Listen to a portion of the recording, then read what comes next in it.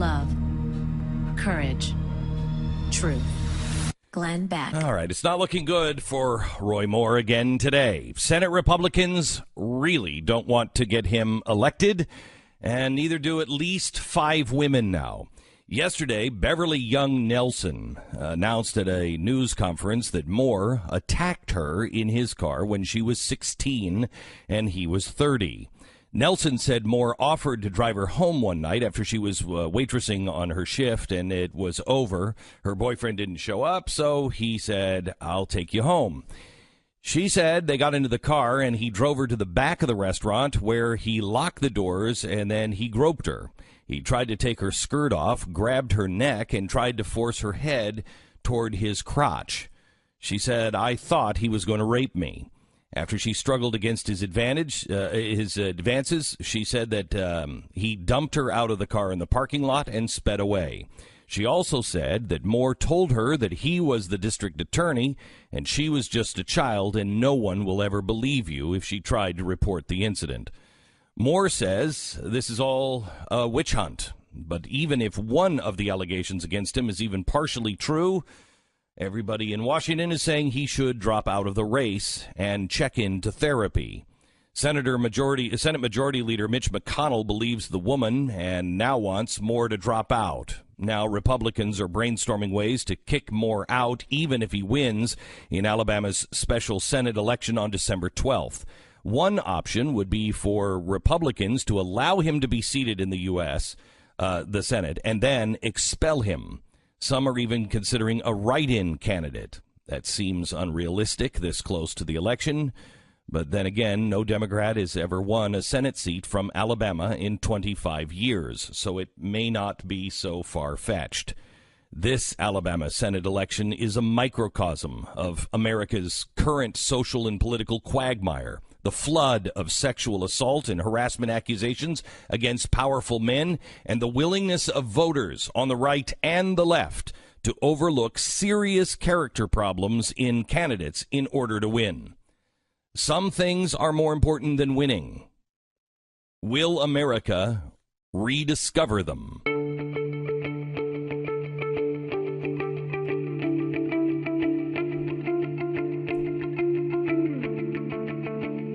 It's Tuesday, November 14th. This is the Glenn Beck Program. Stu, could you remind me? I know I really strongly dislike Gloria Allred. I was watching this yesterday where she brought out the victim, and she's glued herself to her shoulder. So there was no way the camera could ever shoot without Gloria Allred in it. Yeah, it's really strange. She's sitting next to the purported victim, and her face is approximately 9 inches away from her face. Well, and she's staring at the straight shoulder. into her cheek. Yeah, she's at her shoulder. Yeah, that's very strange. And leaning into her. It's really. But could you just remind me? It's just that every time to me, she's Al Sharpton. If you see a press conference with Al Sharpton, you immediately dismiss it. Right. She's taken lots of high-profile, sort of salacious media cases. Mm-hmm. She's constantly coming up with accusers against Republicans. She does the press conference the same way, seemingly every time. She did it with a bunch of the Trump accusers during the campaign, where she sits, very close to them, and they all read. While sitting at the table, read the statement, they read it, and, without exception, cry. Yeah, and she's always there. Through it. She's always there with a box of Kleenex. I mean, it's such a stage show. It's awful. It really hurts the credibility of any accuser that goes to her, because she's just she's Al Sharpton. It's like it's hard to take anything that happens. I mean, you watched this thing yesterday, and obviously the woman's very upset and everything else. Gloria Allred sucks some of the credibility out of anything she's associated with. I think if this woman would have come out without Gloria Allred at her side, it would have made a much bigger impact. Just by having Gloria Allred at her side has made so many people, makes me immediately go, okay, well, I don't know. I'm not sure. Because she's just such a hack. And so you don't take her seriously. The days of the Al Sharptons and the Gloria Allreds, I think, are long gone. And let's celebrate for a moment. However, a new group of scumbags will, they'll appear at some point. But until then, we just have to have Gloria Allred and Al Sharpton. But so dismiss her for a second and listen. And it's amazing because I listened to this today. I listened to the audio, and I watched the audio yesterday, and she seemed to have more credibility than when I listened to her. It just doesn't sound right when I'm listening to her. But I watch her, and it seems right. And she has some corroborating evidence, I would say. Yeah. Well, we'll get to that in a second. First, let's listen to her. Here's cut one, Beverly Moore in car. Mr. Moore reached over and began groping me and putting his hands on my breasts. I tried to open my car door to leave, but he reached over and he locked it so I could not get out. I tried fighting him off while yelling at him to stop. But instead of stopping, he began squeezing my neck, attempting to force my head onto his crotch. He was also trying to pull my shirt off. I thought that he was going to rape me. I was twisting, and I was struggling, and I was begging him to stop. It's such a weird format. It's like, here's a horrible story from this woman's life. Why is she reading it? Like, this is something she lived, right? And it's because Allred wants to control the entire thing. Yes. It's just a strange way to present these stories. I mean, it has nothing to do with whether it's true or not. It's just a bad way of doing it. It just hurts her. It just hurts the story. Okay, here she is being threatened to stay quiet. Listen. At some point, he gave up. And he then looked at me and he told me, he said, "You're just a child." And he said, "I am the district attorney of Etowah County. And if you tell anyone about this, no one will ever believe you." If you watch that, that seems credible. That seemed real. The first one, I don't know. She seemed like she was trying to force her feelings a little bit, and I think it's just from, again, Allred coaching. However, this one felt personal and real. So that's her side. Now, here's what Roy Moore said immediately after. Watch. Listen. I want to make it perfectly clear. The people of Alabama know me. They know my character. They know what I've stood for in the political world for over 40 years. And I can tell you without hesitation, this is absolutely false. I never did what she said I did. I don't even know the woman. I don't know anything about her. I don't even know where the restaurant is or was. And if you look at this situation, you'll see that because I'm 11 points ahead, or 10 or 11 points ahead, this race being just 28 days off, that this is a political maneuver and has nothing to do with reality. It's all about politics. Okay, first of all, that just... whether he's telling the truth or not, unfortunately, that feels like this. I did not have sexual relations with that woman. It sounds the same. At least to me, it felt the same. Now, here's the problem with this. He says, I don't know her, I've never met her, and I don't even know where the restaurant is or was. The evidence that she presented yesterday is his signature in her yearbook. I don't understand how... Have you ever signed a yearbook outside of high school, Stu? I don't think so. I haven't, so I don't know how the yearbooks were all signed by this guy. But so he signed yet another yearbook where he signed it, and in this... he said, "To the most beautiful girl," do you have it? Yeah, to a sweeter, more beautiful girl, I could not say Merry Christmas. Christmas, 1977, love Roy Moore, DA, and then gives the date, which is December 22nd, 1977. Here's the real problem. And then it says Old Hickory House, which is the name of the restaurant she worked at, right? Now, again, obviously, I don't know what the excuse. I don't think he's denied it was him who wrote this. And, maybe he knew her, for 10 minutes and he was being nice. And there's, signing a yearbook does not prove he tried to rape her. No, obviously, so here's what could have happened. He could have been at the old Hickory house, which he doesn't recall now at all because he was only there once, and it's a small county, and that was open it was open for a week. It wasn't open for a week. Yeah, and so he doesn't recall it at all, but he was there. She was the waitress. She happened to have her yearbook there. She sees him. Oh, that's the district attorney. Would you sign my yearbook? He signs the yearbook and then writes underneath Old Hickory because that's where he was sitting. Right. It's not plausible. Impossible. Of course, the fact that he denied knowing about the restaurant is not helpful. No. If that were the actual case. Correct. Which makes me think it isn't the actual case. Now, here's a list of all of the people that were on board and now are jumping off board. Okay, so these are the people who have denounced his campaign. John McCain was the first one the day the story came out. Mike Lee and Steve Daines, the next two, and Jeff Flake. That was on Friday. Then on Sunday, you had Bill Cassidy, you had Pat Toomey, and you had Bob Corker. Then I guess, let's see, yesterday it was a bunch. You had Mitch McConnell, which was kind of the one that was promoted the most. Ted Cruz. You had John Cornyn, Cory Gardner, who this is after he had banned birth control. You should know that. I don't know why he would. He does not have the right to comment on these things after the guy bans birth control. He didn't. He bans birth control and then he does this. That was a campaign commercial. It was total lie. Cory Gardner banned birth control. No, he didn't.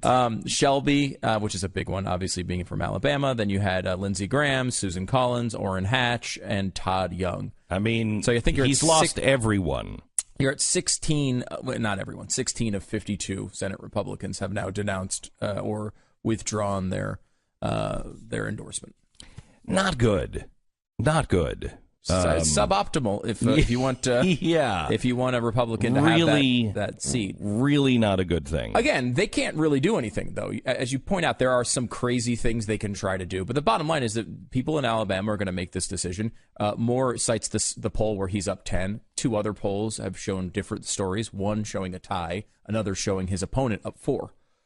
So it could go really either way. The people from Alabama are going to look at this. It's a long way away from the election. I was going to say, 28 days is an eternity. Yeah. An eternity in these things. And I honestly, I could see anything happening here. I could see the people of Alabama saying, we know, remember, because it's always, all elections are local. And everybody can look at a Chuck Schumer and go, the guy's a dirtbag. But the people in New York, they're like, I know him. I trust him. He's my buddy.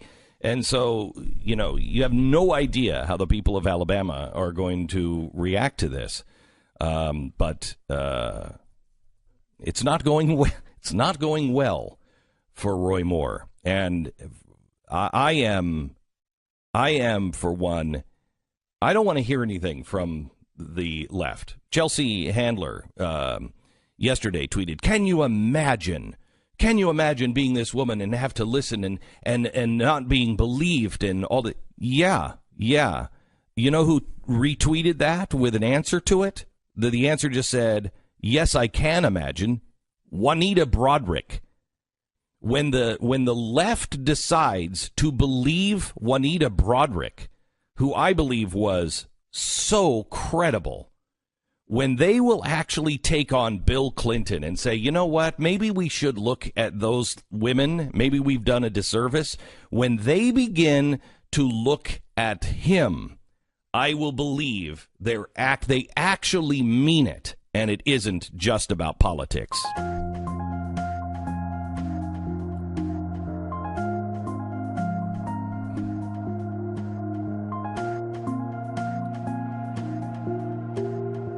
Lots of people calling in. I bet you want to comment on this. We'll try to get your phone call in. 888-727-BECK.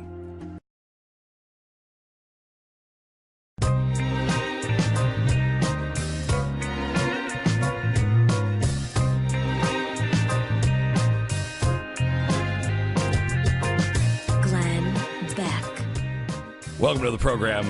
We're so glad that you're here. There's some amazing stuff going on. We're doing a special this week on TheBlaze.com. My TV show at 5 o'clock is doing a 4-part series on Antifa and what Antifa really is. What are they really for? What's their history? We've dug into it and had our researchers put together a chalkboard series on Antifa, and it is really quite stunning. And we've tried to make it so your kids or college students are going to be able to listen to that and say, okay, well, he's not just rejecting it out of hand. And I'm trying to approach this so you can share it with somebody who is kind of falling for it, and trying to present the message to them so it will help you out. So you'll be able to learn something, and you'll be able to share it with a friend or a loved one that might be going in the wrong direction. The history of Antifa coming up. We have to. We have time now. We have to share this jacket. I think we have time now. This thing is unbelievable. This is a new designer jacket, and it is for the Antifa and anarchist movement. It is it's a army jacket, if you will, and the designer took a Sharpie and wrote all kinds of things on them. For instance, on one pocket it says, no borders and protect what you love. The other side it says, they've tried to burn us. They didn't know we were seeds. It says revolution off to the side. I like this one because it's so in touch with the kids today. Drop acid, not bombs. Oh, my gosh. On the other sleeve, if you look on the other sleeve, it says... a bombing for peace is like for virginity. But my favorite is underneath that sleeve, that same sleeve. Could you read that for me, Stu? If this doesn't say everything. It says, I am valuable. I am powerful. I am deserving. Unbelievable. Ugh. Okay, so now here's this too. Did you notice this on the back of the collar? Yeah, it just says New World Order. Oh my gosh. So here's the thing about this jacket. This jacket is sold at Barney's for $400 in New York. So they're selling an Antifa anarchist jacket for $400. What? So you can throw a Molotov cocktail through the Barney's window on your way out? What? Glenn Beck.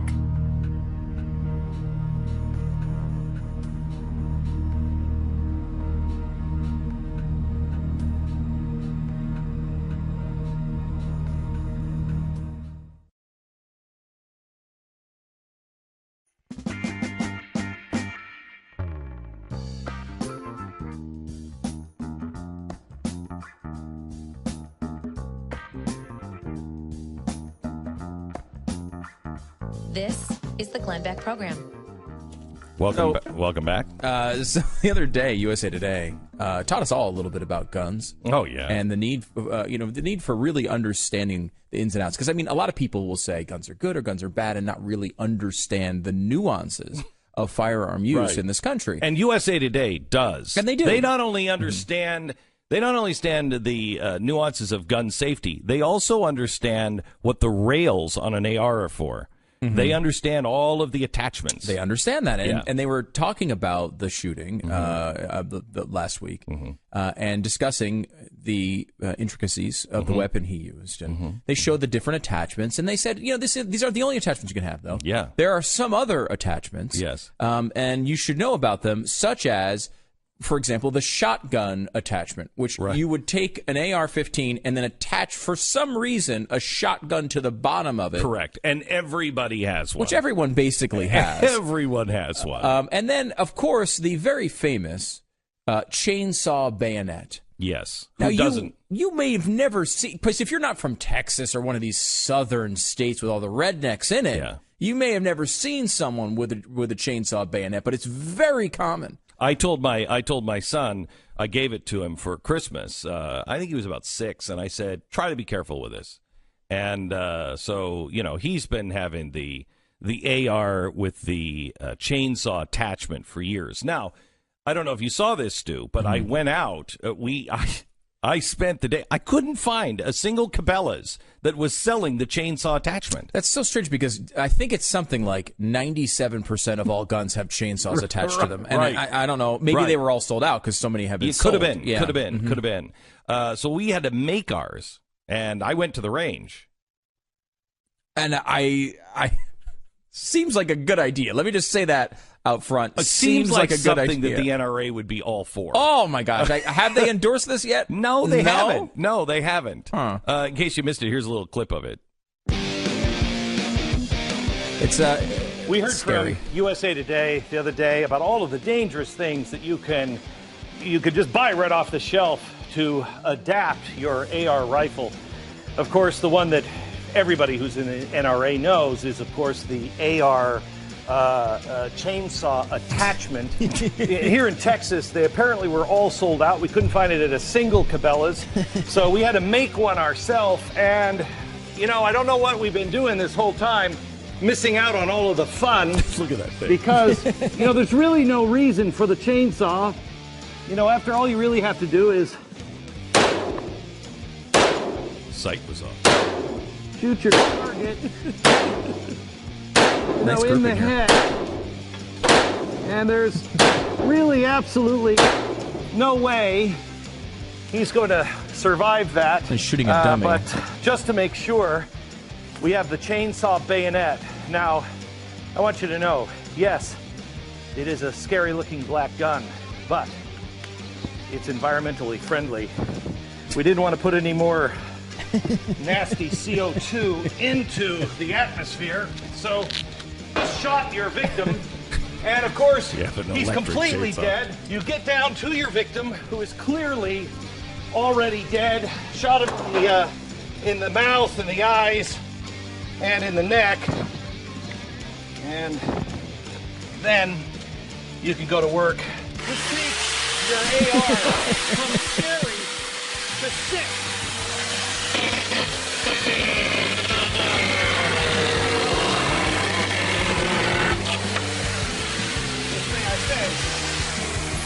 God bless America. I don't know if that's up at glennbeck.com, but you have to see that. And you can make it yourself. I mean, all those things, as scary as it is, available, at your local hardware store. AR not included. Well, yeah, that's kind of an important part of that. Right. But you do need very dangerous weapons to defend yourselves against the scary things in our environment. I'm working on something new, and I hope to unveil it at the M1 Ball this Saturday. And it is the ultimate attachment to an AR. And I've been working on it. I've seen the designs. I've seen the blueprints, and I can agree that if you get this thing done, it's going to be the most devastating attachment. I don't know if I will. I don't know if I'll have it ready, but I hope to unveil it at the M1 Ball, and then that way I'll be able to take my competition out at the for the armadillo race, who I believe has to be cheating. Welcome to the program, Jeff Fisher. Hello, Glenn. Hi. Hello, Stu. So, hello, Jeffy. So we're doing an armadillo race, which, by the way, they are carriers of leprosy. I just want to throw that in again. That's not going to scare me. No. So we're having an armadillo race. I've never been in an armadillo race, but you can bet on us, and all the proceeds go for charity. And for some reason, Jeffy is creaming all of us. And, I mean, I don't even know how. He doesn't even have a show. Nothing. He is...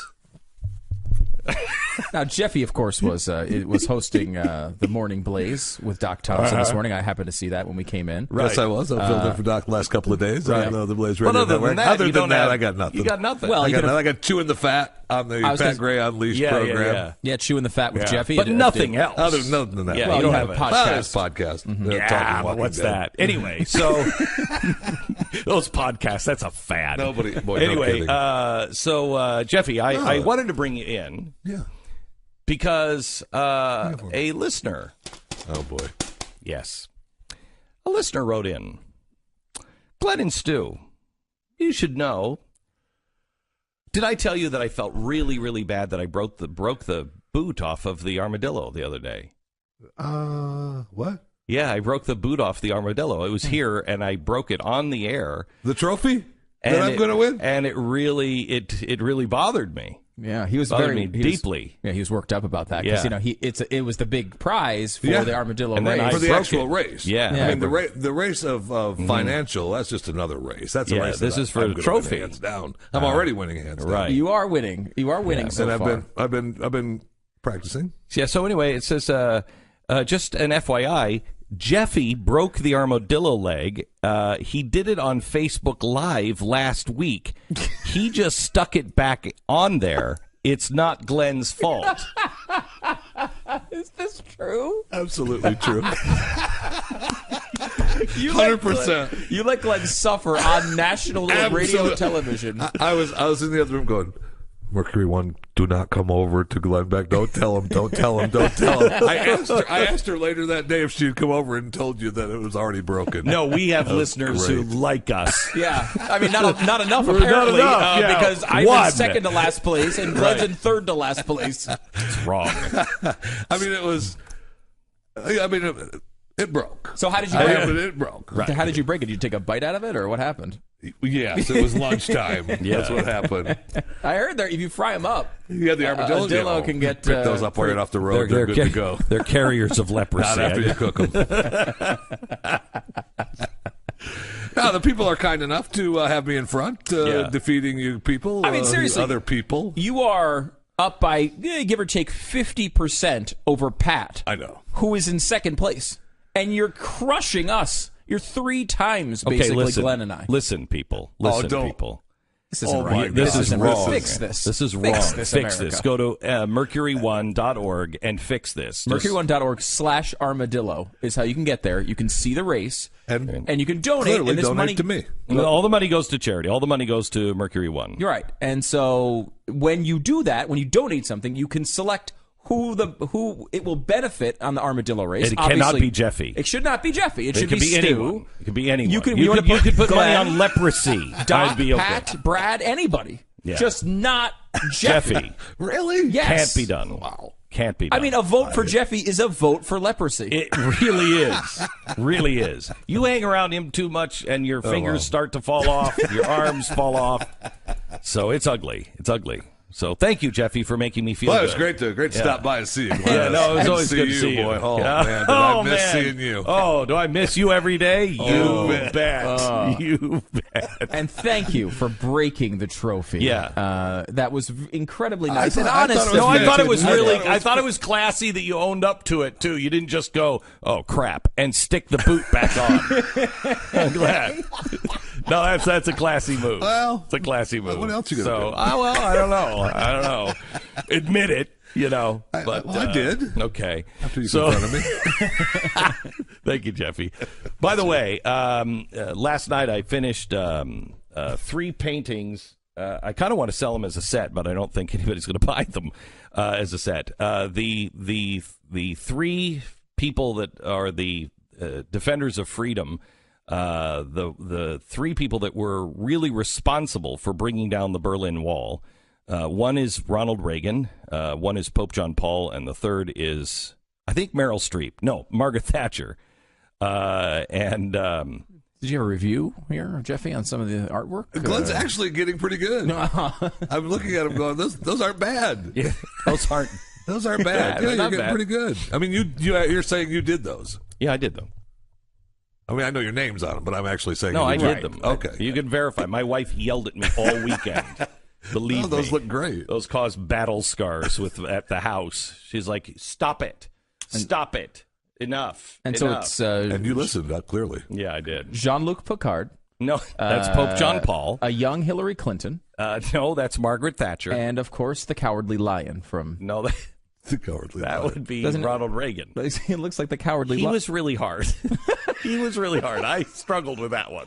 He was hard.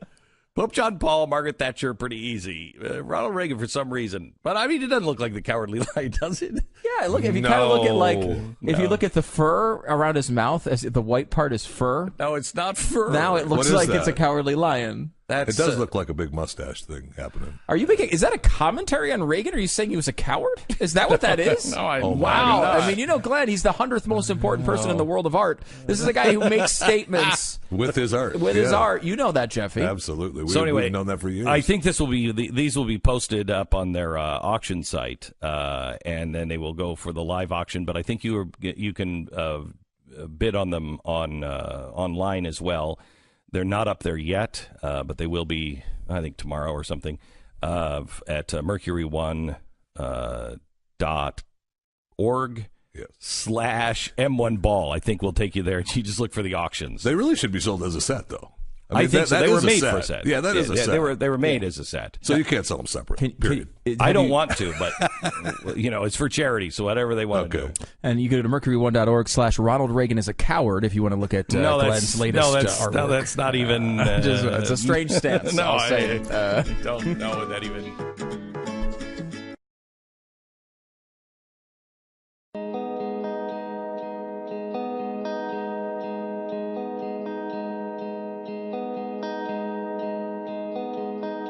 Glenn Beck. We have some really important news on another breakthrough for society, which I think is really, really good. This is from Tampa, Florida. A man named Jadu says that he is Filipino, except he was born white in Florida, and his name is Adam. But he makes a good case here, and I want you to hear this. Whenever I'm around the music, I'm around the food, I feel like I'm in my own skin. I'd watch the History Channel sometimes for hours, whenever it came to that, and nothing else intrigued me. Can we stop more, for just a second? you Can we just stop for a second? And we'll pick it up. I want to start from the beginning again. I just want to stop here and say we are doomed. We are doomed. Just an unrelated comment? Unrelated. It doesn't seem like... entirely. Okay. I mean, good heavens, listen to this. Whenever I'm around the music, I'm around the food, I feel like I'm in my own skin. I'd watch the History Channel sometimes for hours, whenever it came to that, and nothing else intrigued me more, but things about Filipino culture. I think if you're unhappy with who you are and you change yourself for the better and that makes you happy, go for it. But I would never say it was a privilege to, be unhappy with yourself all the time. Well, the funny thing is I had to make sure that it wasn't just me, because if it's just me, then there must be something wrong, or maybe I'm just strange. So, I created the group in hopes of, getting our message out in a bottle. And people started to join.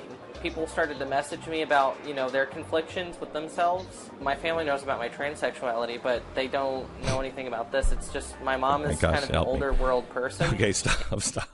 That's an interesting line. This is, yeah. I knew if I could find others, it wasn't just me, because if it was just me, then there must be something wrong with me.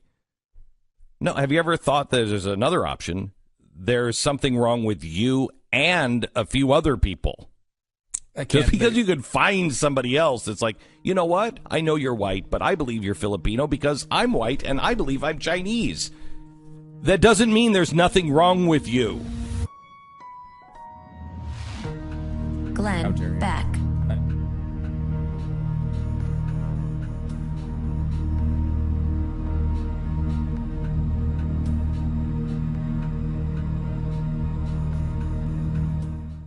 Glenn Beck. Bernie Sanders was going out to recycle his cans, and a neighbor attacked him last night and broke both of his legs.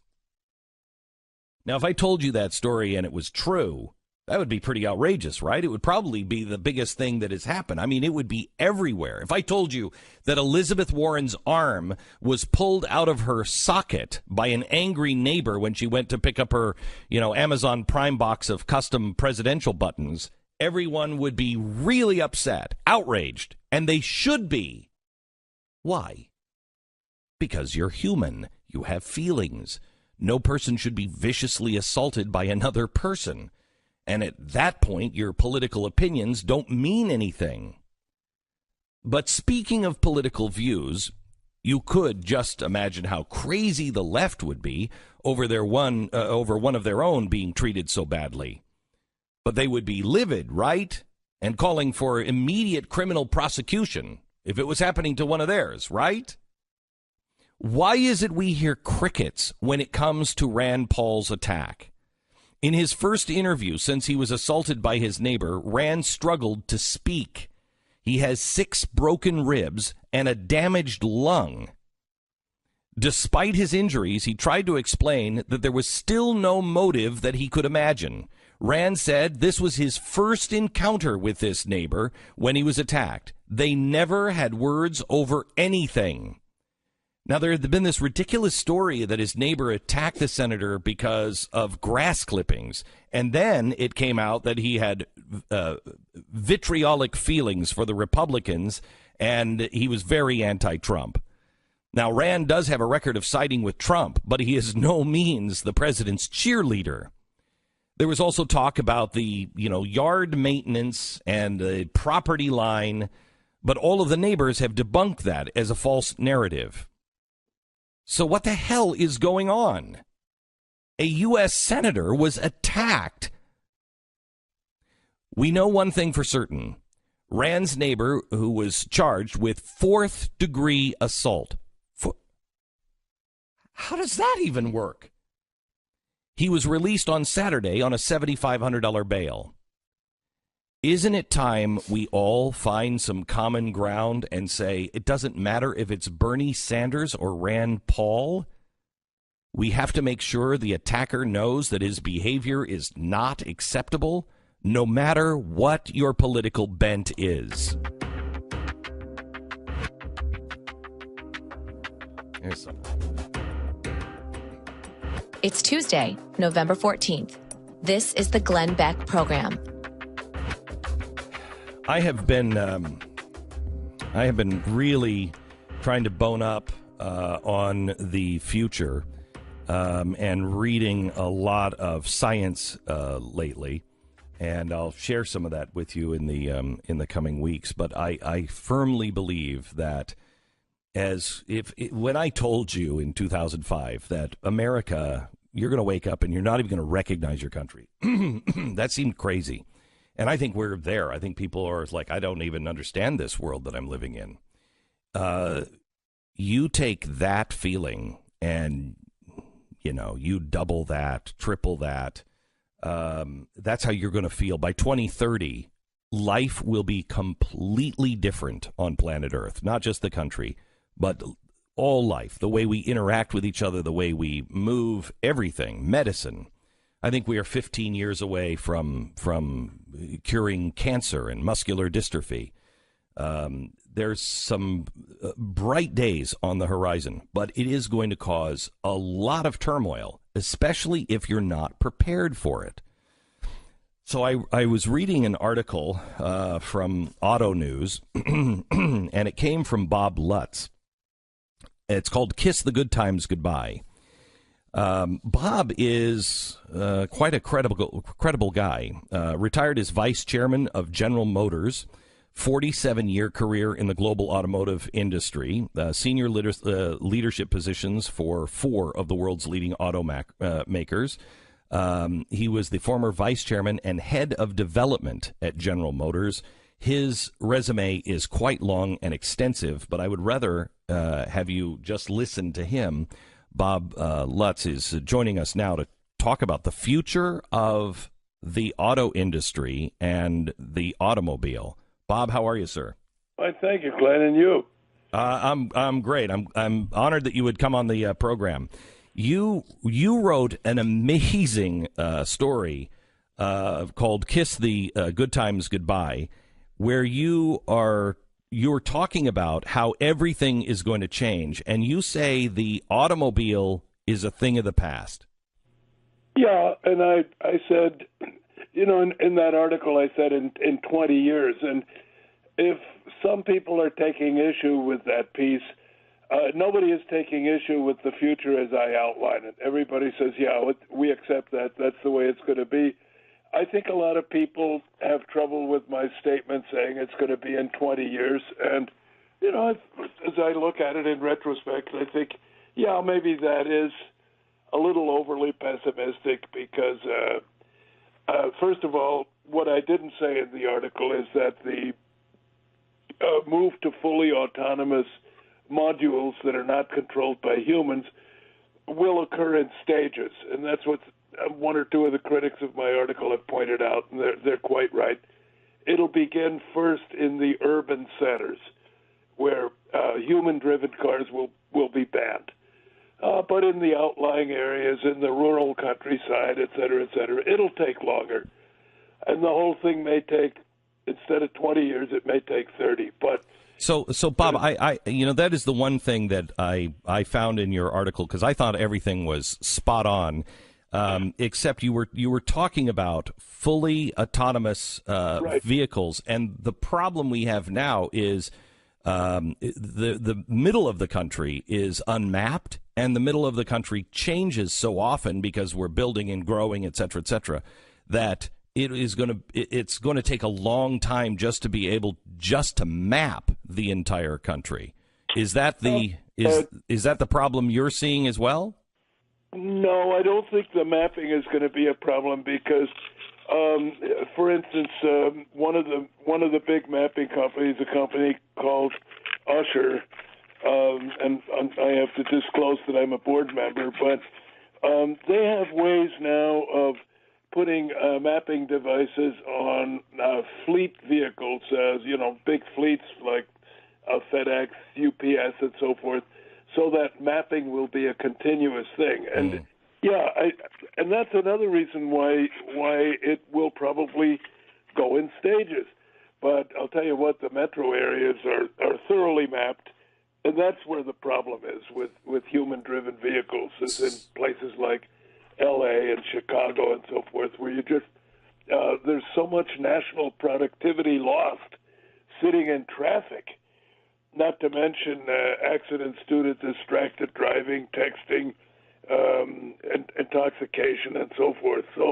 So Bob, can you take us back to the beginning of this, because there are several things that are going to change life dramatically.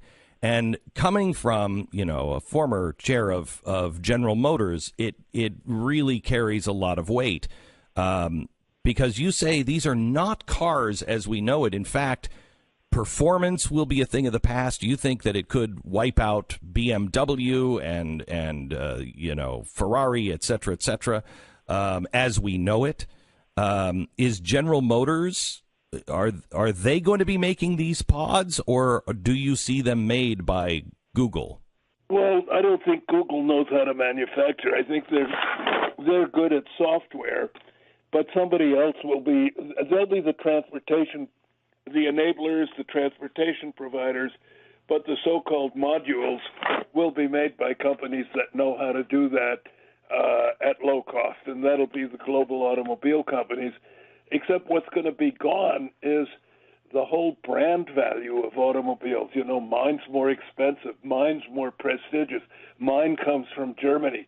That's all going to be gone because these driverless or controlless autonomous modules, which of necessity have to be all pretty much the same shape, they're going to be manufactured to the low bidder. And the bids are going to be placed by the big transportation companies, and I fully expect that Uber and Lyft and so forth and other companies, Maven, will be among the big fleets who are the value providers. But General Motors gets it because General Motors owns a piece of Lyft, owns Maven, and so forth. So General Motors is a company that understands that capturing the value is no longer going to be in the sale of the car. Capturing the value is going to be providing the downstream transportation service. So I've always been impressed, Bob, by the history of General Motors.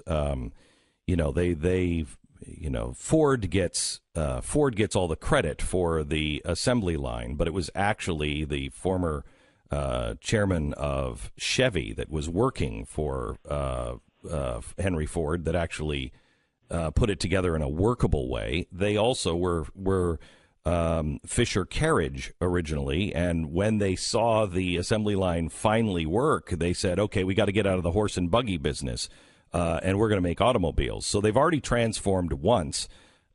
You see them on the cutting edge of transforming a second time? I do. I think General Motors has a bigger reservoir of highly skilled people than any other automobile company on the planet. Sometimes, the so-called bean counters, as I like to call them, tend to inhibit creativity in the interest of short-term profitability. So every large company goes through those phases. But I will tell you, when it comes to technological capability and just basic smarts, I don't think there's any match for General Motors out there. They're really good. So, Bob, what does because right now people are trying to get their arms around Tesla, which it can drive itself, et cetera, but you're still looking at a Tesla that looks like a car and everything else. What does the car of the future look like? Well, first of all, just a word on the Tesla system. The Tesla system relies on sensors, is not very autonomous. It requires the driver's hand to be on the wheel at all times, et cetera, et cetera, et cetera, whereas Cadillac Super Cruise will now take you from Chicago to New York or L.A. to San Francisco without you ever touching the wheel. So on vehicle autonomy, General Motors is ahead, too. Didn't know that. Yeah, no, a lot of people don't. And also what most of the reason why some companies seem to be a little slower is that they understand the value of embedded digital super precise, and that means down to 4 inches, maps. And Tesla up to now does not use maps. They're using a lot of eyes and ears in the car, whereas the GM approach is to do this super precise mapping to where if there were no obstacles, the car could actually get from Detroit to Chicago without any sensors, because the car knows so precisely down to 4 inches where it is at all times. The only thing you need the sensors for is other objects. So you go from the Tesla sensing system has to see, it's got to see everything. It's got to see curbstones. It's got to see potholes. It's got to see trees in addition to objects that are in the road. If you have a sufficiently accurate embedded map, all you need is sensors to tell you, like for a blind person, he's got to know that the dog is lying in his path. So the Tesla will see a pothole, but the GM will not see a pothole? No, it will see it also because it'll be in the map. And you're mapping potholes? Well, it's down to 4 inches when they do freeways. Wow. They do every lane separately on a freeway. So, holy cow. Okay, so Bob, we haven't even begun to scratch the surface. I need to take a quick break, and then we'll come back with Bob Lutz, author of Icons and Idiots, Straight Talk on Leadership, in just a second. Guy you really need to listen to.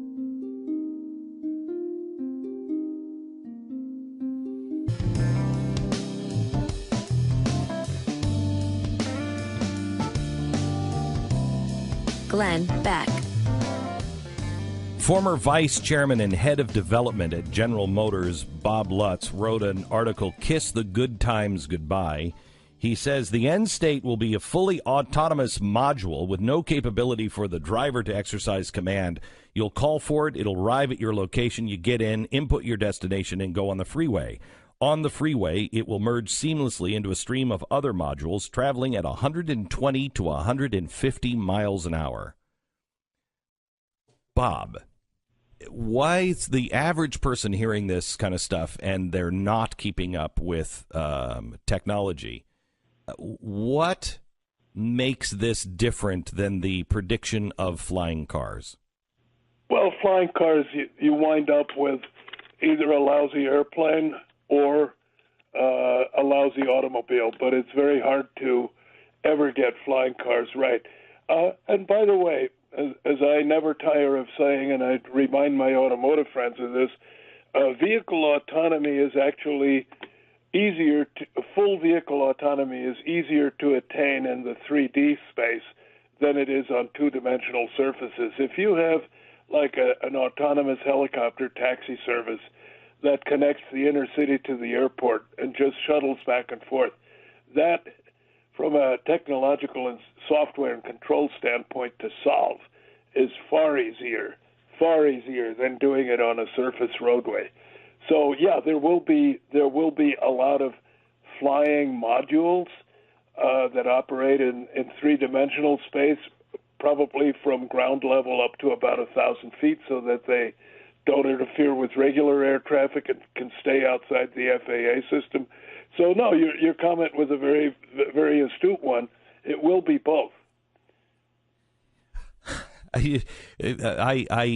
There are people that I think the vast majority of Americans can't get their arms around how different life will be by 2030, including their jobs.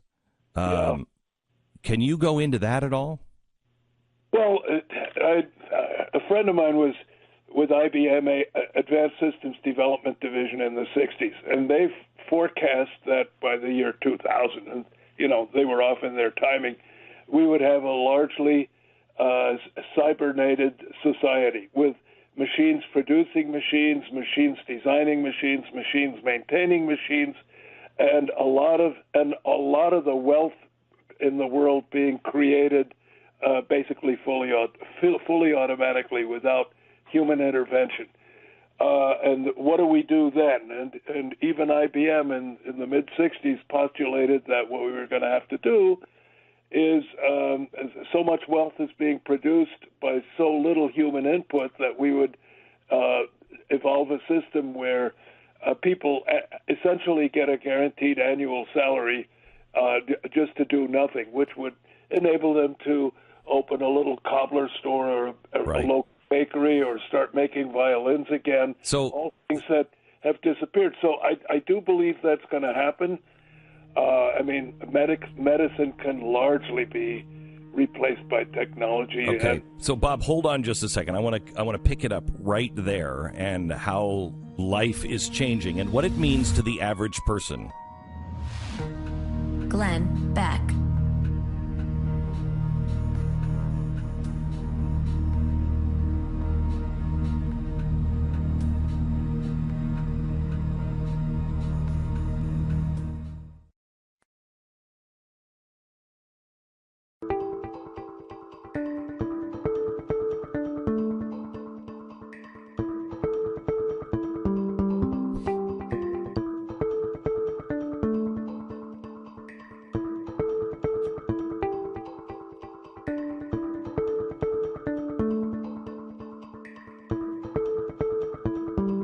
This is the Glenn Beck Programs.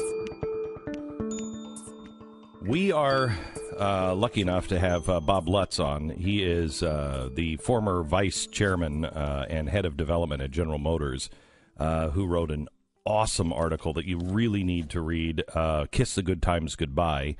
Everyone will have 5 years to get their car off the road or sell it for scrap in the future. He says that we are not going to be driving our cars, and our cars are not going to look anything like they look now. In fact, they'll all pretty much be the same, and you won't own one. And Bob, talk to me a little bit about what has to change in the mindset of Americans. I mean, Americans have always loved their car. It's personal to them. Yep. And we also, we're a performance nation. I mean, the new Dodge Demon, 0 to 60 in 2.3 seconds, 850 horsepower. We like that stuff. Oh, well, I like it too, but it's unfortunately increasingly incompatible with the prime reason we have cars. The others are just socio-psychological reasons. They're kind of side benefits of vehicle ownership. The primary purpose of cars, of course, is efficient, safe surface transportation. And sad to say, the automobile as we know it today is increasingly failing in those areas because we have so much congestion and because people, they're not all enthusiastic drivers. A lot of them like to text, take drugs, drink, watch TV on their smartphones, or engage in other risky behavior that has nothing to do with the safe option. So I can see us regulate it out. That in 20 years you can't drive. I don't believe my kids who are young, 11 and 13, are going to be driving very long in their life. Just because of Uber, et cetera, but this is coming. We'll regulate it out. But what I can't get around is how the average American says, I don't want a car anymore, but I see that happening with millennials. But a bigger stumbling block is people like General Motors. You guys make a ton of your money on lending. Yeah, well, that can continue, and there's nothing to be said that the automobile companies cannot lend to the big fleets like Uber and Lyft, just like GMAC does now. So, I fully expect to see the smart car companies survive, but they'll just survive in a different form. And who do you think survives and who doesn't survive? Well, I would say the big companies that can produce efficiently and produce high quality at low cost, and basically produce an unbranded product that'll be branded Lyft or Uber or Maven or whatever, they'll survive. It'll be tougher for the small specialty companies that have sold on image. Give me an example, because when you're talking to General Motors, I don't know what you mean by a small company.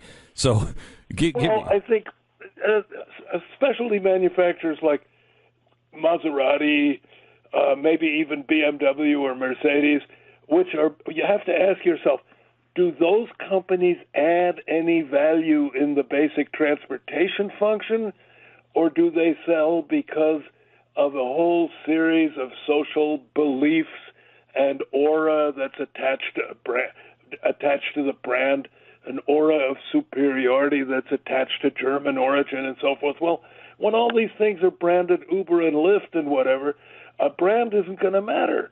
But there is a difference between getting into getting into a Dodge and getting into a Mercedes. It does, even if you strip it of all of its symbols, there is a difference in the quality of the vehicle. Is there not?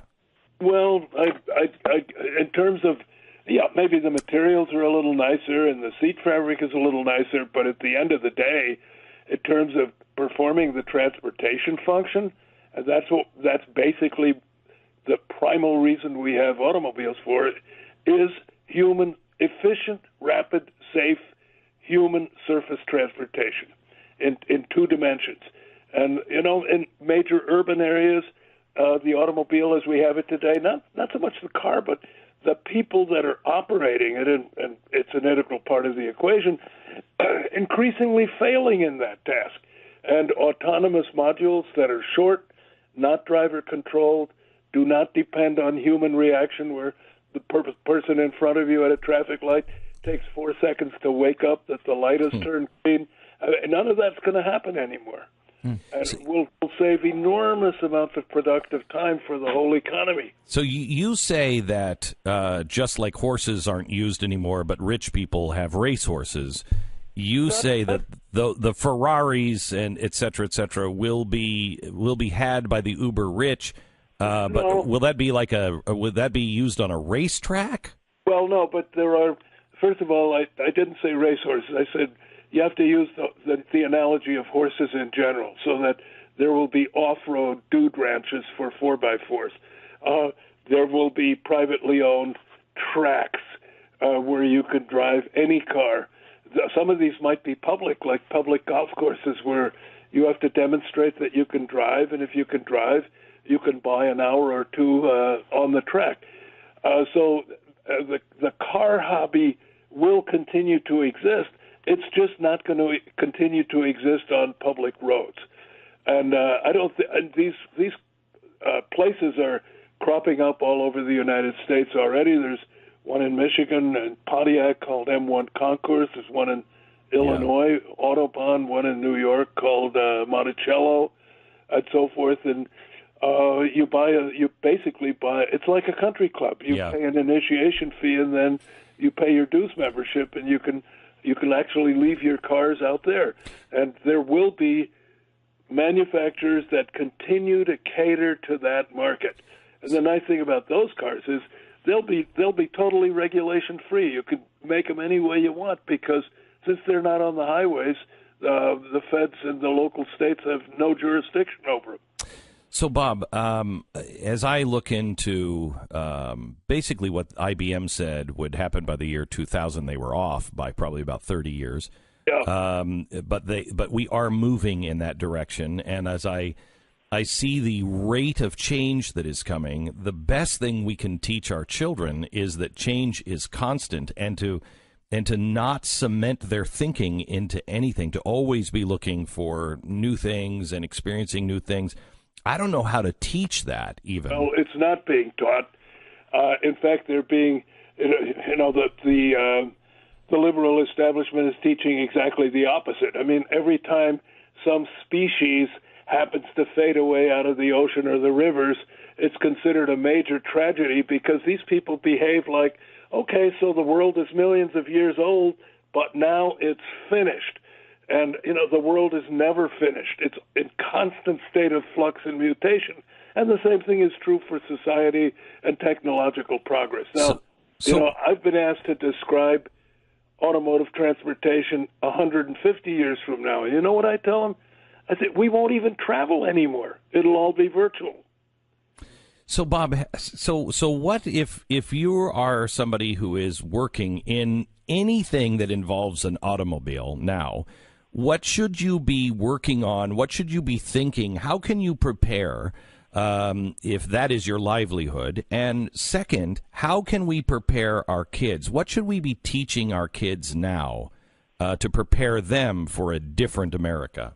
Well, I think you put it right. You've got to teach people that change is a constant, or other than death and taxes, the third thing that's for certain is change. We have to make people comfortable with it. As far as if you're working in the automotive or automotive-related industry, keep your nose to the grindstone. Learn as much as you can about autonomy. Be prepared for change.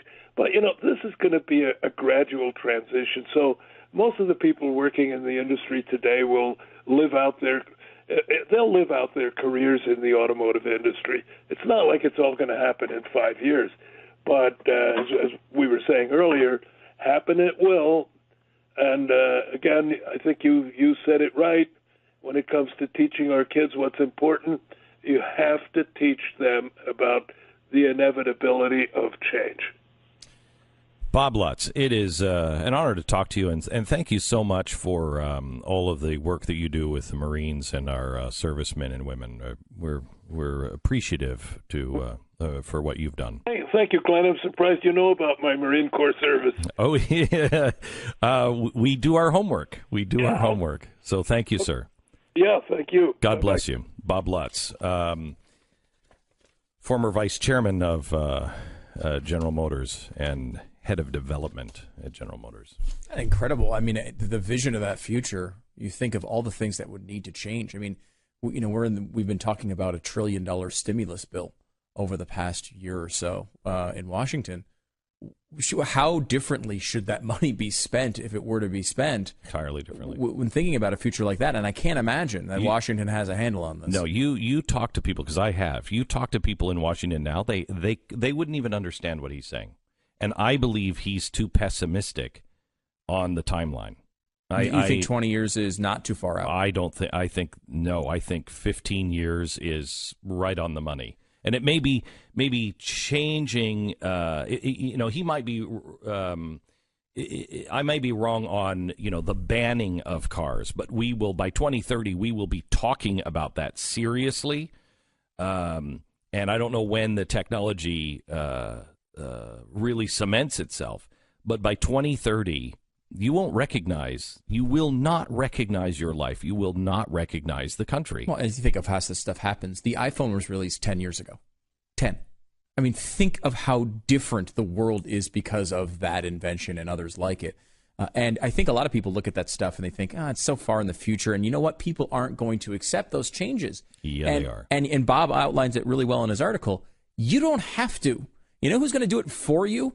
Amazon, Uber, Lyft, Google, Apple, all these companies are going to buy these things in the hundreds of thousands, and they have so much power and so much influence that over time it's going to change not only the market. Why are companies going to keep building these things for individuals when they can sell hundreds of thousands to large companies, but also through regulation? These companies are already huge donors, huge lobbyists. They're already moving policy like crazy. And as this stuff happens and they're the ones manufacturing those cars, it's going to move fast. And you also see, if you look at any of the trends of millennials, they're not buying cars. They're just not buying cars like we used to. When I was a kid and I turned 16, I mean, I was dreaming about my first car. That's not happening now. It's just not the same. And they're looking at cars and saying, why would I carry that load? Why would I want one? Especially in bigger cities, when I could Uber. And it will happen in the cities first, but it'll eventually hit everywhere. And it's going to come faster than you think. All right, let me tell you about our sponsor. It's LifeLock. Shopping online has its pluses, but it also comes with some risks. With the holidays approaching, can you believe that it is next week, isn't it? Next week is Thanksgiving. Mm-hmm. What happened? That's why I've been on such a strict diet lately. Making sure that I don't, because I know I may indulge a little on Thanksgiving, so I've been making sure I look this good now. Yeah. It's been a real rough road. And, rough. But I take it, you know what, you sacrifice. Takes a lot of eating to look like that. Yeah, it does. So, you know what, too much. Right. More than I can burn. No, I'm with you. Anyway. Thanksgiving and the shopping season, Black Friday is next Friday, a week from this coming Friday.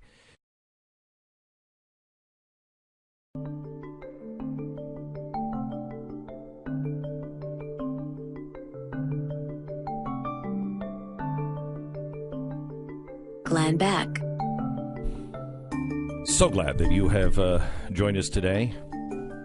I hesitate to say this because this is like Elvis for me. I have waited my whole life since I was 8, and I found out this guy just played Wembley Stadium, and I was so upset. I mean, I would have saved to be able to see him, and I thought he's never going to perform again. ELO just announced that they're doing a 10-city American tour, and the tickets go on sale Friday. Do not even think about getting ahead of me on tickets. Don't even think about it. I hesitated to even say it on the air. Amazingly, I'm able to hold back. Yeah, on I know. This one. If you're my age, Jeff Lind and ELO, and they haven't done stuff. I think this is the first time they've done anything in 30 years here. I mean, it's crazy. Sure, on another channel, you might be hearing about Taylor Swift's new tour. Yeah, but not on this channel. But not on this one. Not on this channel. Not on this channel. Back in a second with a look at Roy Moore from a different perspective. Glenn Beck.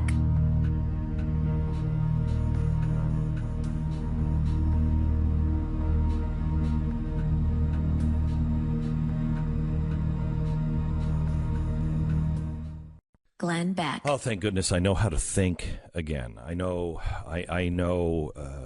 I know who to worship. GQ magazine has just named their Citizen of the Year. And, of course, say it with me. When I say Citizen of the Year, you immediately think Colin Kaepernick. Right. You know, it kind of makes you wonder what exactly their selection criteria is. You know, some might have a hard time seeing this one. So let's just take a quick rundown on memory lane here. Back in 2013, Kaepernick was one of the best players in football. A true Citizen of the Year, you know, would have begun his activism when he was on top. But Colin mysteriously was quiet during this time. When he was everybody's favorite, he was fine. He was posing naked in ESPN's Body Issue. But activism? No. No, didn't have time for that. He had a brand to build. Now, Kaepernick's meteoric NFL rise was rivaled only by his fall, and as his play declined and the magazine covers dried up, suddenly he appeared very, very interested on oppression. Colin, didn't have to move far to, begin his taking a knee position. I mean, because, he was sitting right there on the bench. It was just a real quick trip right to the ground. But GQ apparently didn't find this suspicious, that when he was on top, he was doing naked magazine stuff. And then when he was at the bottom and nobody wanted to talk to him, suddenly he found things that were just too horrible. He had to speak out. They elevated him to the level yesterday in GQ of Muhammad Ali and Jackie Robinson. Whew. Forget the fact that he was never interested in speaking out until it became convenient for him to do so. And when it stopped being convenient, as his prospects in the NFL ran out, he went silent for an entire year to try to get his job back. So let me just recap Colin Kaepernick's Citizen of the Year campaign.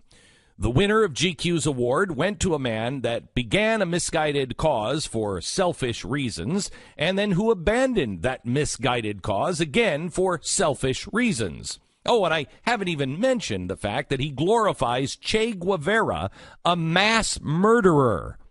And he even has admitted that he doesn't even vote. This qualifies him to be the Citizen of the Year? Give me a second here. How many people can you just off the top of your head that might deserve that a little? Just real quick. How about J.J. Watt? He raised over $37 million to help victims of Hurricane Harvey. $37 million. Completely on his own. No outside help. No selfish reasons. What do you think about him? How about, what was the guy's name? The Stephen Williford. He was the guy, the private citizen that exercised his rights, the Second Amendment, and in the process stopped a mass murderer. He wasn't a cop. He was just a guy who ran out of the house, grabbed his gun because his neighbors were being shot to death. He didn't even have shoes on. Well, he doesn't have a deal with Nike. I don't know if we can put him on GQ.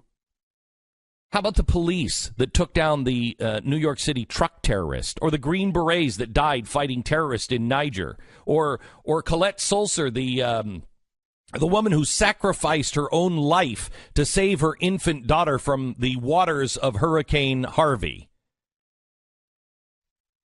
No, Colin Kaepernick, he's the guy.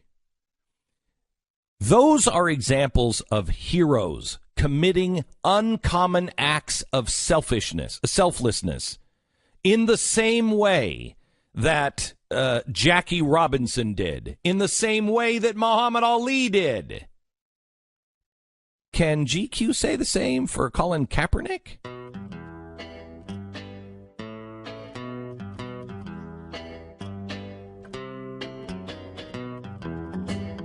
It's Tuesday, November 14th. This is the Glenn Beck Program. We have the one, the only, John Ziegler with us, a columnist, a podcast host, and a really smart guy who you're going to find yourself disagreeing with from time to time, as it should be. Welcome to the program. How are you, John? Glenn, great to talk to you. That was a tremendous commentary on Colin Kaepernick, by the way. It's just for a guy who doesn't know football. I'm guessing Stu might have helped you with the football stuff. Well, he might have helped me with the football stuff, but a little. Maybe. I saw Colin Kaepernick yesterday, and I'm like, you got to be kidding me. I mean, this is just, I can't take it anymore. John, I have to, you'll have to look this up. We have in the studio you'll get a kick out of this. We have a jacket. Can you bring it over here? Yeah, sure. We have a jacket that is like an army jacket. And the designers have taken a Sharpie. I'm not kidding you. It's a Sharpie. And they've written revolution on the front, the anarchist symbol. They've written, they tried to bury us, but they did not know we were seeds. The bombing for peace is like effing for virginity. My favorite is, I am valuable, I am powerful, I am deserving. And it's written all over this jacket. They're selling this jacket at Barney's in New York for $400. And people wonder how Trump got elected. I mean, that's just... And by the way, here's a Molotov cocktail while you're going around the store, and you just throw it through any window. I mean, that's insanity. Just insanity. There's a lot of that going around. Okay. So, John, help me out. I am uncomfortable. I'm finding myself in this position where, as Stu said today, I am both the biggest defender and the biggest critic of Roy Moore, apparently online, because I believe the accusers, but I'm also very cautious here because this can turn into a witch hunt. If it hasn't already, it will at some point. Glenn, yeah, I think your instincts are excellent on this, and I think that the Roy Moore situation has caused a real problem for those of us who believe in things like precedents and not causing, a situation where we're setting new rules that are going to come back to haunt us in the future. I think that, and I'm somebody who does not like Roy Moore. I think he's a nut. I don't believe he belongs in the Senate. I tend to believe the accusers, but I also know that the standards that are being used to evaluate those accusers are very different than they were, for instance, with Bill Clinton. Oh my gosh, I can't. And I think we're seeing this in almost all of these instances of sex abuse hysteria, which has now taken over the culture since Harvey Weinstein, which I wrote about in media yesterday. I mean, the New York Daily News over the weekend had 11 guys on their front page of their newspaper, not one of whom has ever been sued publicly or charged with a crime, with the headline "Perv Nation." And with regard to Moore specifically, to me, I think that where I differ with regard to the mob yesterday is, take a look at that yearbook inscription, which I fully acknowledge is weird and creepy for a guy much older than the girl was at the time. I mean, have you ever signed outside of high school, John? Have you ever signed a high school yearbook? No. No, neither have I. There seems to be a lot of them floating around with his signature in it, which is weird. No, and look, and I think that it absolutely goes to the idea that this guy had a thing for young girls. There's no question about that. But yesterday's story was assault.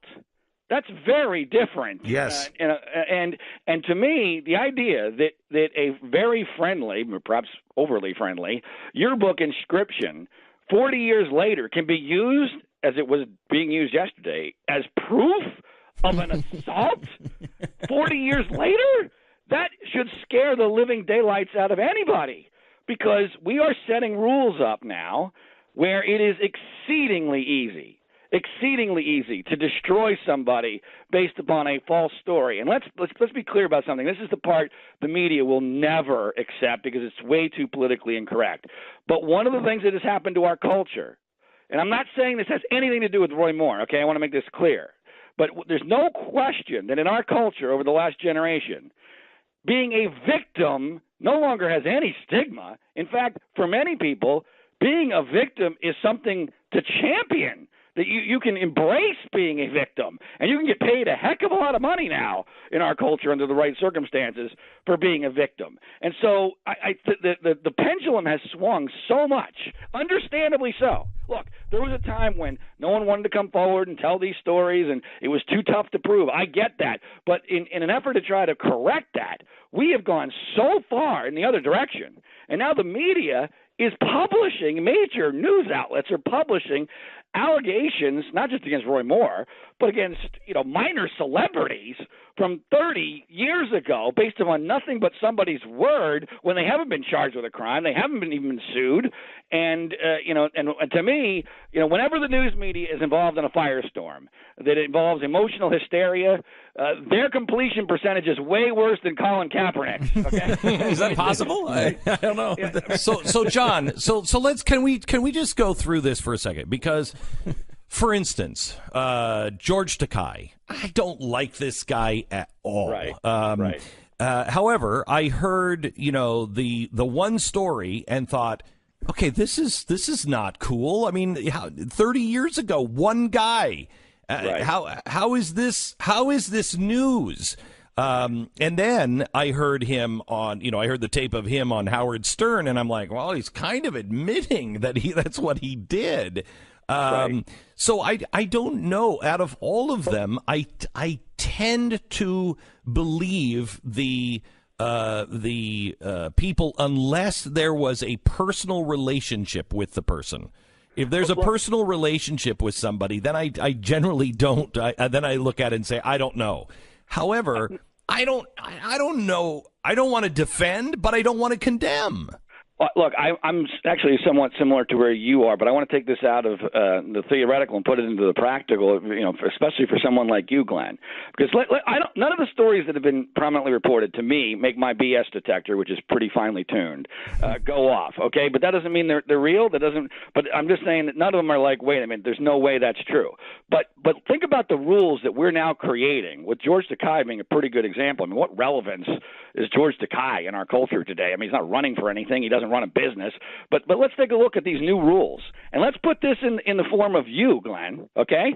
Because I actually think that you are maybe the most vulnerable person to a false accusation of sex abuse that I can think of. Let's go through the criteria now that's been created in the last few weeks. Is the person sufficiently famous? Check. Are they not particularly beloved by the masses of the media? Check. Hey, let's not give anybody ideas. No, keep building this roadmap. I like it, John. Keep going. Does he claim to be of a high moral character so they can accuse him of hypocrisy? Check. Is he in charge of hiring and firing large groups of people? Check. Has he recently fired a young woman known for her sex appeal? Uh-oh. Check. Is he not attractive enough so that it would be widely believed that any sort of sexual act with an attractive female would therefore have to be consensual? Okay, I got it. I actually feel like he's guilty right now after that, if you're laying it out like that. Now, luckily, TheBlaze hasn't recently fired any attractive woman who would be seen as credible by the rest of the news media. So you have that going for you, which is nice. So that's about the only thing you have in your favor is that woman's lack of credibility. All right. But I think you can see where I'm going with this. Yeah, I can. Any allegation against you would be instantly believed now, and it would be reported. Well, and as soon as it's reported, it's over. Yeah. I know. It's over. So here's the amazing thing. Media Matters spent, it's well documented. They spent over $1 million to try to discredit me. And find something on me. I mean, Cheryl Atkinson outlines it in her own book. And I remember people going through my garbage. I mean, we knew people were going through my stuff to try to find. We knew private investigators were doing investigations on me. I was clean, so I wasn't worried. Today, John, it doesn't matter if they have anything. They can completely make it up. And you're right. It's over within the day. And there's no way to defend yourself now because the forces of political correctness have taken away the very few weapons that anyone would theoretically have. Like, for instance, when the Harvey Weinstein thing, and I think Harvey Weinstein's guilty of just about everything he's been accused of. But, do you remember there was this big controversy because Lisa Bloom wanted to use friendly photos of him with his accusers after the fact. Now, if you're not allowed to even use those, if that's taken off the table, if that's verboten, if that's politically incorrect, what is somebody supposed to do? Well, look at what happened with negative. Look at with Sean Hannity. What happened with Sean Hannity? That was not a softball interview. He did ask him tough questions. And he's being called a supporter of a child molester, and they're trying to pull his advertisement because what? He let the man tell his story? I agree that's, and I'm no fan of Sean, as you know, but I agree that is a very dangerous precedent. And interestingly, Bill O'Reilly called me yesterday after my column. I haven't spoken to Bill in a decade, or almost a decade, and, I've been one of those who has been very suspect of the idea that anyone could pay $32 million on a false story. But as you know, Glenn, and I have to tell you, I mean, you've been somewhat supportive of Bill, and that's made me go, wait a minute, there's got to be something here. Did you talk to him? There's no question in my mind that Bill believes that he was railroaded. Yeah. 100%. Now, if that's the case, I don't know. I would like to find out more. I think he needs to explain better the $32 million. He says he can't for legal reasons, but but my mind is now even open to that. I mean, because that's the environment we're living in. Things that would be impossible are actually exceedingly possible. And as you guys know, my history on the Penn State case, which I'm still investigating, and big things might be happening on soon. I mean, these things are happening on a constant basis now, and we're setting very, very dangerous precedents and new rules that we are going to rue in very short order. John, where should people go to find you? FreeSpeechBroadcasting.com is where my podcast is, and Mediaite is where my columns are. Yeah, really, really, really good. I highly recommend you listen and follow John. He says it, he shoots right from the hip, and you may not like it sometimes, but he shoots right from the hip. Thanks, John. I appreciate it. Thanks, Glenn.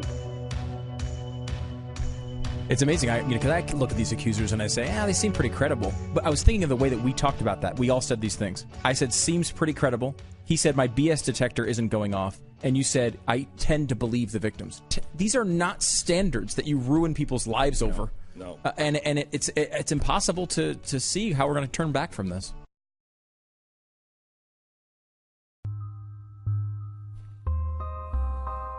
Glenn Beck.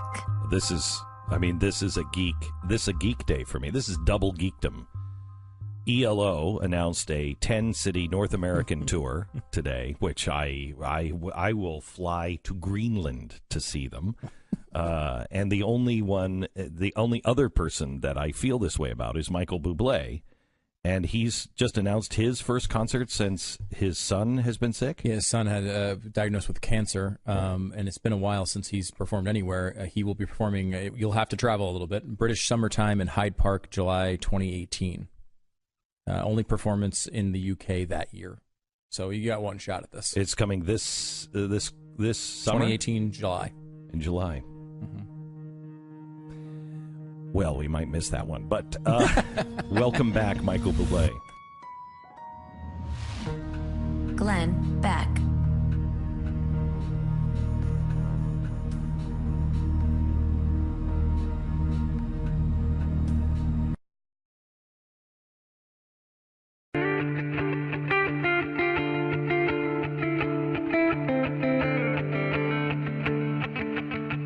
You're listening to the Glenn Beck Program.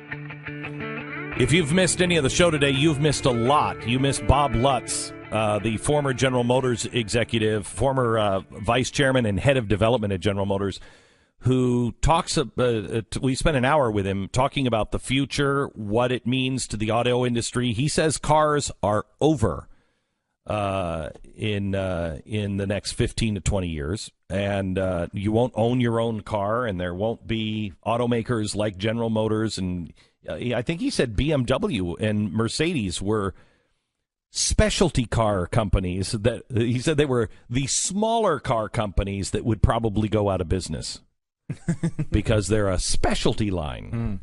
Pretty amazing. If you missed it, go check it out at glennbeck.com.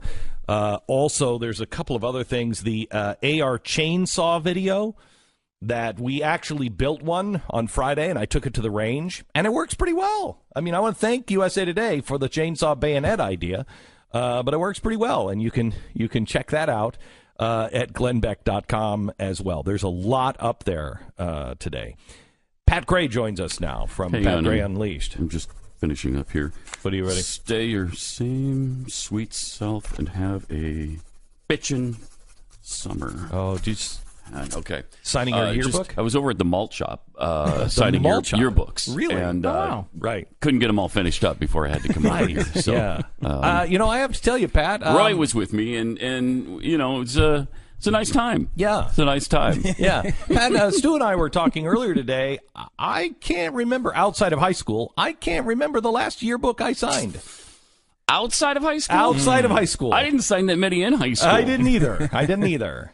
So, since high school, the grand total is, other than today at the malt shop. Yeah. Carry the one. Bring that down. None. Zero. Zero. It's just none. Zero. Yeah. None. As John Ziegler pointed out, it does not mean you are guilty of rape if you sign a yearbook. Of course not. However, the fact that he said he had never heard of the restaurant before, and kind of the problem. Wrote it in the yearbook is a problem. Hey, Old Hickory Restaurant.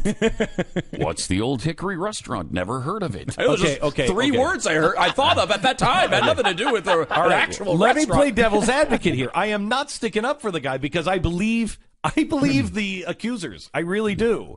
So I'm not sticking up for him. But let me play devil's advocate here. That the handwriting looks like his. We don't know if it is his. It looks like his. They haven't had an expert yet, to my knowledge, have they? No. That has gone over that. No. Right. Which would make sense. Why aren't you doing that? Yeah, it looks like his. Okay, let's make sure it is his. Right. And even if it is his, the problem comes in saying, I don't know what Old Hickory is. I mean, it's not that big of a town, dude. I mean, how did you forget the Old Hickory restaurant? But he says he doesn't know what it is. But just because he signed it, she's 16 years old. She's working as a waitress. She's in high school. She's got her yearbook there. The DA comes in. He's famous. I want him to sign my yearbook. Hey, Mr. Moore, will you sign my yearbook? Sure. What's your name? Blah, blah, blah. And he writes down Old Hickory because that's where they met. That's feasible. Oh, yeah. That is feasible. It's at least a shadow of a doubt. Now, again, I don't want him in the Senate. It wasn't for him in the first place, but I would love to have a conservative in the Senate, but I just don't want a guy who is touching little girls. It doesn't seem like a high hurdle to clear. No, it doesn't. But you know what? In Washington, it seems to be, doesn't it? It does seem to be more and more really difficult. Does. I don't know what to think anymore. I didn't believe it at first. I was kind of thinking, okay, I still can't get past the timing of it. The timing is amazing. I mean, what an amazing coincidence that all of a sudden, 1 month before the special election, all of this starts coming out. Well, you've had 40 years. May I play devil's advocate again? You may. If I can play devil's advocate, this hasn't just come out of the blue. This is because Harvey Weinstein came out, and now all of a sudden America is saying, bring out your dead, bring out your dead. Yes. And so everybody now is purging. And so it just happens to coincide. There's two ways to look at it. I could convict the guy, and at the same time, I could convince myself there's reasonable doubt, let him alone. So I don't know what to do. I think a good solution is what they're kind of talking about with Sessions. Do a writing campaign with him and put him back in the Senate. Since Trump's not happy with him anyway, they're not getting along. There's no way there's going to be a writing campaign. I don't know. It's only worked once that I can remember. Elect him and then let the Senate dismiss him, and there'll have to be another special election. Look, the Alabama voters have a right to be able to choose, and Paul Ryan and Mitch McConnell and Ted Cruz and Mike Lee can all come out and say that they don't endorse him anymore, but it's got nothing to do with them. The people in Alabama have to choose this, and I just don't like the idea that they're making decisions based on these things. It would be nice if they were just, being able to vote on policy and things like that. But I mean, this is it's not a throwaway issue if it's true. It's not like you had somebody that was, a hero that just, saved saved lives at the ballpark just a few and months a real before. conservative that has one of the best audio clips of all time when he told when MSNBC said, it's not like you had that guy to choose from. Exactly. I think I'm gonna make something to post on the internet today of don't blame me, I voted for Mo Brooks, because I do think that is it's a frustrating part of this, because it wasn't like it was establishment versus Moore and that was it. You had a guy who was a real conservative that has never done anything wrong, that was he was resuscitating people at a mass shooting like 2 months before the election, and they're still like, no, let's take that other guy. Come on, Alabama. Well, Alabama, Roy Moore is a hero in Alabama I think Alabama still votes for him. I think he has got a good chance to win, based on the honestly. people I've talked to from Alabama. This makes some of them more likely to vote for him because they see it's kind of an in your face. It's like a Donald Trump thing. The media is trying to sway this election, and so they're going against the tide. Someone pointed out, I think it was on one of the news channels yesterday, that it would have probably been more likely to sink him in this campaign if it came from a local paper. The idea that it comes from the Washington Post just feels like this out like attack from around the country. They're just coming after our guy. Did you see the local reporters that talked about that? They're pissed at themselves because they all said, we've known this forever. This is a well-known thing. Which is bad. Yeah. It's bad. And they've said, but nobody ever talked about it. Everybody knew about it, so it wasn't really news. And it took, the Washington Post to come down because it was new to them. And we were like, oh, crap. Well, we should have done that. Now, are they saying it was well known that the guy dated young girls? Yes. That he was dating, well known that he did, he dated 14-year-olds? No, that he was dating very young. Yeah. And yet again, that is the line here. The accuser that came out yesterday accused him of more of an attempted assault. rape. Right, an actual assault, which is a different line. But the first story, and again, because it's Gloria Allred, I have no idea whether to put any stock into this person. I it's just because she just automatically taints anything she's involved in. Which is I don't know why you go to her. Yeah. She's the white Al Sharpton. It's because you just don't trust anything that comes out coming from that camp. I don't know why you go that direction. She stands next to her, just like Al Sharpton stands next to a quote victim, and Gloria Allred the same way stands next to a quote victim, and you automatically go, well, I don't think I believe them. Just because of her, she hurts the victim. Because everyone can relate to someone who felt like it was tough to come out. You can relate to someone who went through a terrible tragedy. I can't relate to someone who thinks the best way to handle that is to go to Gloria Allred. It's such an impossible hurdle for me to clear, to use that phrase again. It's just like you're in the worst situation of your life. You're trying to explain something. You're going on the national stage, and you go to this person who has been so shady and in my mind, discredited over a long period of time. It just seems like such a crazy step to take. Yeah. Do you believe her? Not Gloria Allred. Do you believe this latest one didn't seem believable to me. How much of that is Gloria Allred? Seriously. Yeah. I think a lot. Yeah. And it reminded me the whole time I was thinking of the Duke lacrosse team with Al Sharpton. It was the same sort of scenario. See, it's the Gloria Allred thing. Because I immediately dismissed her, and then I went back and I was like, okay, watch her with a hand over Gloria Allred sitting right next to her. And it reminded me of the Juanita Broderick interviews. And I believe Juanita. I believe her 100%. It's amazing how little attention that case has received. You pointed this out earlier, Glenn. If they come out and start hammering Bill Clinton and take down Bill Clinton from these allegations, multiple allegations over many years, then you'll start to take them seriously. Yeah, I won't take the left seriously until they go after Bill Clinton. When they say, you know what we did to Juanita Broderick and Paula Jones, Kathleen Willey, all of those people that Dozens were very credible, and what we did to them by dismissing them and playing politics, we're going to believe them. Then they have something. Then I'm like, okay, all right, they're serious. Until they do that, they have no credibility, none. Zero. And you're starting to see a little bit of that now. During Hillary's campaign, BuzzFeed had an extensive profile of Juanita Broderick, which was, I would say, very favorable to her and her story. She is so credible. She is so credible. She's the most credible. I remember seeing her on 60 Minutes back in the 90s.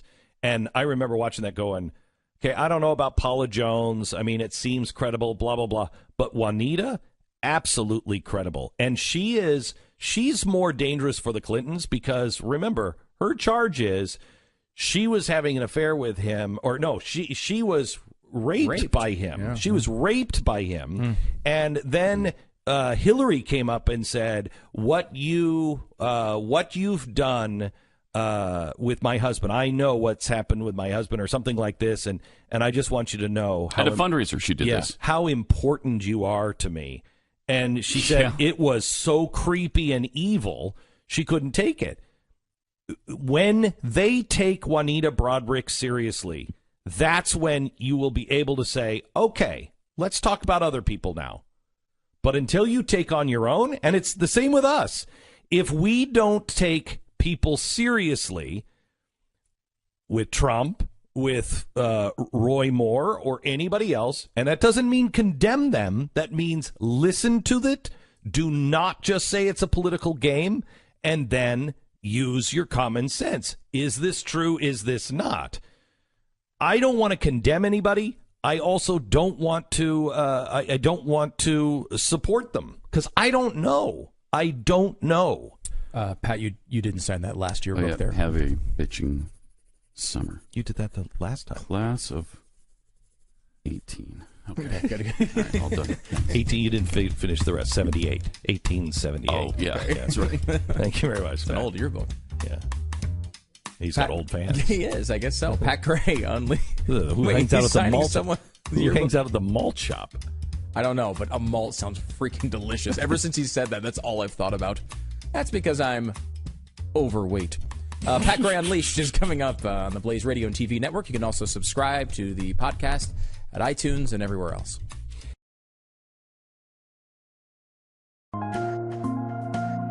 Glenn Beck.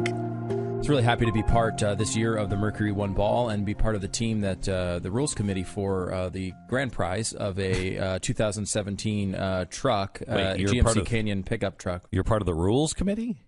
Yeah, we had a couple. I mean, most of it was pretty much the same as last year, except for obviously we did change the employees eligibility thing, right? Which now you are eligible as an employee. I don't think so. No, and obviously I will be selecting the winning entry. None of those things are true. Which I think we can make them true. No, we can't. If somebody wants half the price of a truck, we can make them true. No. What do I look like, Martha Stewart? Okay, so here's I'm sorry, Martha, because look at me lately. So we're giving away this brand new GMC Canyon pickup truck, and if you would like to win, you can enter our raffle. All the proceeds go to Mercury One and help us, get to rescue people in the Middle East, get to the floods and the hurricanes and the fires and everything else. This is our yearly fundraiser, mercury1.org/M1ball. And there's lots of things you could do. Register to win the truck. There's a good chance you win this truck. You don't have to be present to win. There's stuff for auction that you can buy, including, I think, they're probably not up yet, but the paintings that I just did. I just finished. I brought them in. They're really cool. The three people that brought the Berlin Wall down: Margaret Thatcher, Pope John Paul, and Ronald Reagan. And you can bid on those. You can come and attend the ball, which is Saturday, and Aaron Watson's going to be performing. It's going to be a great time, and we have a big announcement that we're making on Saturday. And obviously, as part of the rules committee, I will be there as well. No, you will be there, but you're not part of the rules committee. That's mercury1.org/M1ball. We'll see you tonight at 5:00, part 2 of our series on Antifa. What do they really stand for? Don't miss it. Glenn Beck.